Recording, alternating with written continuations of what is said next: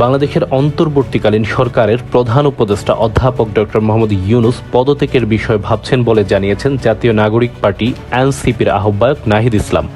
বৃহস্পতিবার 22 মে সন্ধ্যায় ঢাকায় যমুনা উপদেষ্টা ভবনে অধ্যাপক ডক্টর মোহাম্মদ ইউনূসের সঙ্গে সাক্ষাৎ শেষে তিনি এ তথ্য বিবিসি বাংলাকে জানান।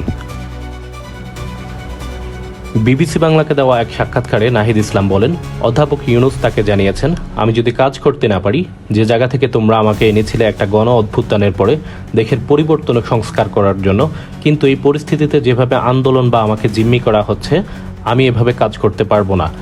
তিনি আরও বলেন, রাজনৈতিক দলগুলো যদি একটা কমন জায়গায় পৌঁছাতে না পারে, তাহলে আমি থাকবো কেন?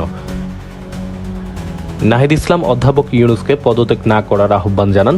তিনি বলেন, আমাদের গণ অভ্যুত্থানের আকাঙ্ক্ষা এবং জাতীয় নিরাপত্তা ও দেশের ভবিষ্যৎ সবকিছু মিলিয়ে উনি যাতে শক্ত থাকেন এবং সবগুলা দলকে নিয়ে যাতে ঐক্যের জায়গায় থাকেন। এই পরিস্থিতিতে অধ্যাপক ইউনূসের পদত্যাগের সম্ভাবনা নিয়ে রাজনৈতিক অঙ্গনে চলছে নানান আলোচনা।